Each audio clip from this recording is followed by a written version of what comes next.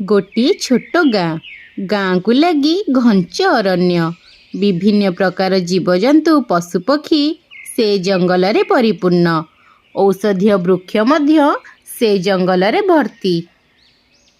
ସେହି ଛୋଟ ଗାଁରେ ବାସ କରୁଥିଲା ଯଦୁ ନାମକ ଏକ ଲୋକ। କିନ୍ତୁ ତାର ଏକ ବଦଗୁଣ ଥିଲା। ତା ହେଉଛି ଟଙ୍କା ଲୋଭ। ସେହି ଟଙ୍କା ଲୋଭ ପାଇଁ ପ୍ରତିଦିନ ସେ ଜଙ୍ଗଲରୁ ଗଛ କାଟେ। ଆଉ ସେ ଗଛକୁ ଶୁଖାଇ ସେ କାଠକୁ ମହଙ୍ଗା ଦାମରେ ବିକ୍ରି କରେ। ସେଥିରୁ ଯଦୁ ଯାହା ଟଙ୍କା ପାଏ ତାକୁ ସେ ସଞ୍ଚୟ କରି ରଖେ। କାରଣ ଯଦୁର ଏକ ବଡ଼ ସ୍ୱପ୍ନ ଥିଲା। ସେ ଗାଁରେ ଗୋଟେ 2 ମାହାଲାର ଘର କରିବ। ତେଣୁ ଟଙ୍କା ପାଇଁ ସେ ଜଙ୍ଗଲରୁ ନିତି ଗଛ କାଟେ। ଏଥିରେ ତାର ସ୍ତ୍ରୀ ବିମଳା ମଧ୍ୟ ତାକୁ ସାହାଯ୍ୟ କରେ। ସକାଳ ହେଲା ମାତ୍ରେ ସ୍ୱାମୀ ସ୍ତ୍ରୀ ଦୁହେଁ ମିଶି ଚାଲି ଯାଉଥିଲେ ଜଙ୍ଗଲକୁ। ହରି ଜଙ୍ଗଲରେ ବଡ଼ ବଡ଼ ଗଛ ଖୋଜି ତାକୁ କାଟେ। ତାପରେ ତା ସ୍ତ୍ରୀ ବିମଳା ତାକୁ ସାଇତି କରି ରଖେ। ସ୍ୱାମୀ ସ୍ତ୍ରୀ 2 ପ୍ରାଣୀଙ୍କର ଏହା ହେଉଛି ନିତିଦିନିଆ କାମ। ଦିନକର କଥା। ଯଦୁ ଖାଇ ପିଇ ଘରେ ବସିଥାଏ। ହଠାତ୍ ତା ମନକୁ ଗୋଟିଏ କଥା ଆସିଲା। ଆଲୋ ବିମଳା, ମୁଁ କ'ଣ କହୁଥିଲି କି? ମୁଁ ତ ସବୁଦିନ 3ଟି ଲେଖାଏଁ ଗଛ କାଟୁଛି। ସେଥିରେ ଭଲ ରୋଜଗାର ହେଉଛି। ଯଦି ମୁଁ ଅଧିକ ଗଛ କାଟିବି ତାହେଲେ ମୁଁ ମୋର ସ୍ୱପ୍ନର ଘର ଶୀଘ୍ର ଶୀଘ୍ର କରିପାରିବି। ଆଉ ଆମ ଗାଁର ସମସ୍ତଙ୍କ ଠାରୁ ଧନୀ ଲୋକ ହୋଇଯିବି। ହରିର ଏପରି କଥା ବିମଳା ମନକୁ ପାଇଲା। ତାପରେ 2 ପ୍ରାଣୀ ପଖାଳ ଗଣ୍ଡେ ଖାଇଦେଇ ବାହାରିଲେ ଜଙ୍ଗଲକୁ। ଜଙ୍ଗଲରେ ବହୁତ ସମୟ ବଡ଼ ଗଛ ଖୋଜୁ ଖୋଜୁ ଦୁହେଁ ଜଙ୍ଗଲ ମଧ୍ୟରେ ପହଞ୍ଚିଗଲେ। ହରି ଗୋଟିଏ ଗଛଟିକୁ ଦେଖି ଖୁସି ହୋଇଗଲା। ଆଲୋ ବିମଳା, ଦେଖନି, ଆମେ ଯେମିତିଆ ବଡ଼ ଗଛଟିଏ ଖୋଜୁଥିଲେ ଠିକ୍ ସେହିପରି ଗଛଟିଏ ମିଳିଛି। ତେବେ ଆଉ ଡେରି କାହିଁକି କରୁଛ ଯେ? ଯାଅ ଯାଅ, ଶୀଘ୍ର ଗଛଟିକୁ କାଟ।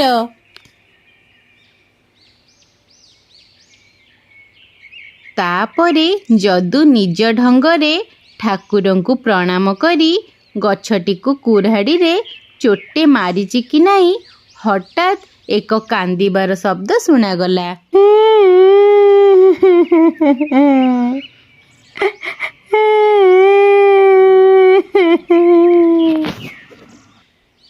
ଆଲୋ ବିମଳା, ଏ କାନ୍ଦିବାର ସ୍ୱର କୋଉଠୁ ଆସୁଛି? ହଇଓ, ଏ କାନ୍ଦିବାର ସ୍ୱର ତ ଏଇ ଗଛରୁ ଆସୁଛି।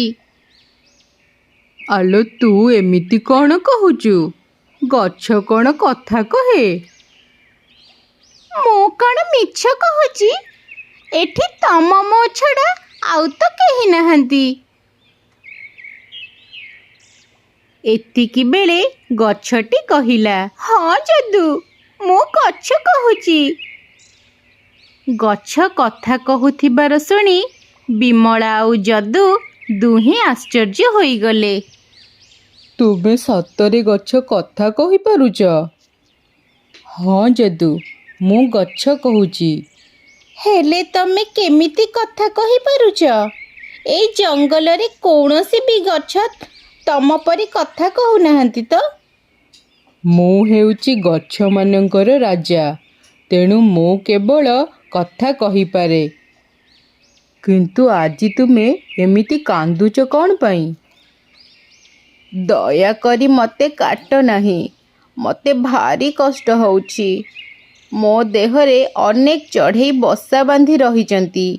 ଆଉ ତୁମେ ଯଦି ମୋତେ କାଟିଦେବ ତାହେଲେ ସେମାନେ ସମସ୍ତେ ମରିଯିବେ, ଯେଉଁଟାକି ମୋତେ ଭାରି କଷ୍ଟ ହେବ। କିନ୍ତୁ ମୁଁ ଯଦି ତୁମକୁ ନ କାଟେ ମୁଁ କେମିତି ବଞ୍ଚିବି? ତମକୁ କାଟିଲେ ସିନା ମୋ ଘର ଚଳିବ, ମୋର ସ୍ୱପ୍ନ ପୂରଣ ହେବ। ତୁମେ ଭୁଲ ଭାବୁଛ ଯଦୁ। ତୁମେ ଭାବୁଛ କି ଏ ଜଙ୍ଗଲର ସବୁ ଗଛ କାଟି ନେଇ ତୁମେ ଲାଭବାନ ହେଉଛ। ହେଲେ ତମେ ଜାଣିନ ଯେ ଆଗକୁ ତୁମେ କେତେ ବଡ଼ ବିପଦକୁ ଡାକି ଆଣୁଛ। ତୁମେ ଜାଣିଛ ବିମଳା, ତୁମେ ଯେଉଁ ନିଶ୍ୱାସ ନେଉଛ ତାହା କେବଳ ଆମ ପାଇଁ ହିଁ ସମ୍ଭବ। ଶସ୍ୟ କ୍ଷେତ୍ରରେ ଫସଲ ଭଲ ହେଉଛି ତାର କାରଣ ବି ଆମେ।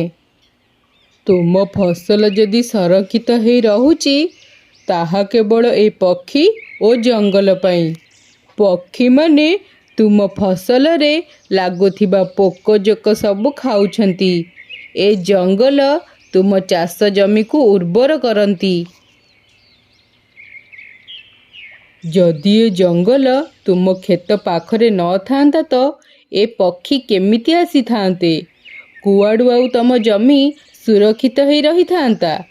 ଆଉ ସବୁଠୁ ବଡ଼ କଥା ହେଲା, ବର୍ଷା ହେବାର କାରଣ ମଧ୍ୟ ଏ ଜଙ୍ଗଲ। ଯଦି ଉଚିତ ସମୟରେ ବର୍ଷା ନ ହୁଏ ତାହେଲେ ମରୁଡ଼ି ହେବ, ଆଉ ଲୋକମାନେ ନ ଖାଇ ନ ପିଇ ପୋକ ମାଛି ପରି ମରିବେ। ଗଛ କାଟିବା ଦ୍ୱାରା ଅତ୍ୟଧିକ ଗରମ ହେବ। ଉଚିତ ସମୟରେ ବର୍ଷା ବି ହେବ ନାହିଁ। ପ୍ରବଳ ଗରମ ଯୋଗୁଁ ହିମାଳୟରୁ ବରଫ ତରଳି ବାତ୍ୟା ମଧ୍ୟ ହେବ। ଉଚିତ ସମୟରେ ଶୀତ ମଧ୍ୟ ଅନୁଭବ ହେବ ନାହିଁ। ଗୋଟିଏ ପଦରେ କହିବାକୁ ଗଲେ ପ୍ରକୃତି ପୂର୍ଣ୍ଣ ମାତ୍ରାରେ ବିଗିଡ଼ିଯିବ। ତାର ଏକମାତ୍ର କାରଣ ଏହି ମଣିଷ ସମାଜ।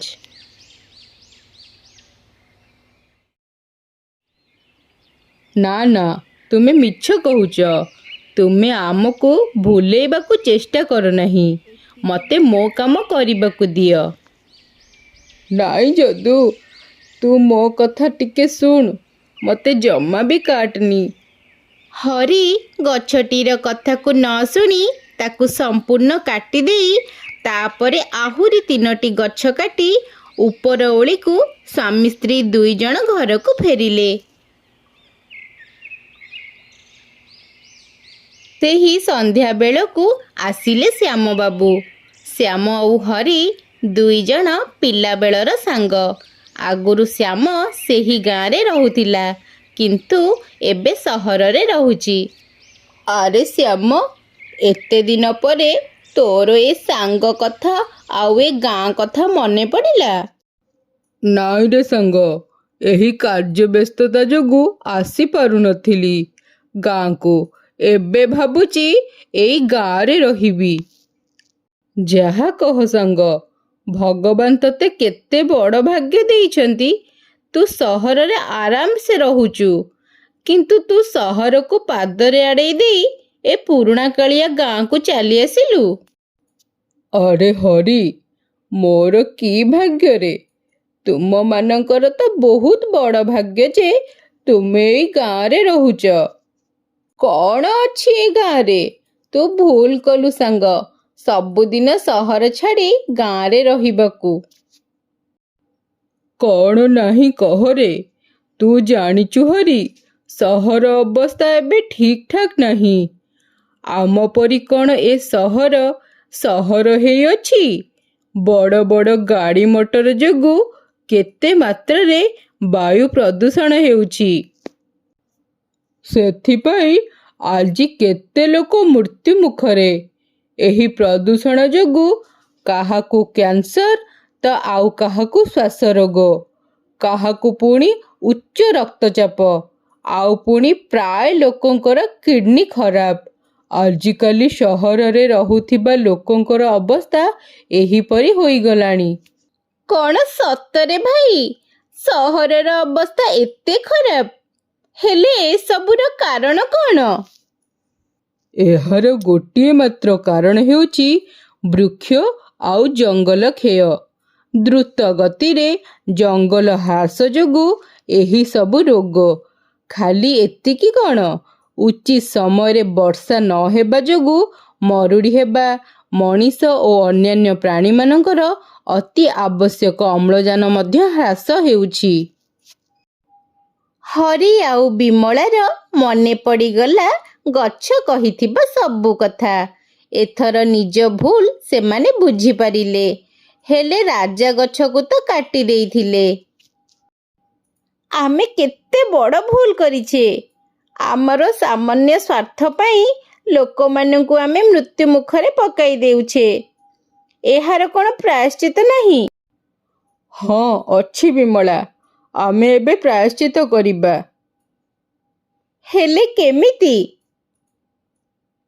ଆମେ ତ କାଟିଥିବା ଗଛ ଆଉ ଫେରେଇ ଆଣିପାରିବା ନାହିଁ, କିନ୍ତୁ ଆଜିଠାରୁ ଆମେ ଆଉ ଗଛ ନ କାଟି ତା ବଦଳରେ ପ୍ରତିଦିନ ଏକ ନୂଆ ନୂଆ ଗଛ ଲଗାଇବା। ତମେ ଠିକ୍ କଥା କହିଛ। କାଲିଠାରୁ ଆମେ ଆମ କାମ ଆରମ୍ଭ କରିଦେବା। ତା ପରଦିନଠାରୁ ଯଦୁ ଆଉ ବିମଳା ପ୍ରତିଦିନ ଗୋଟିଏ ଲେଖାଏଁ ଗଛ ଲଗାଇଲେ।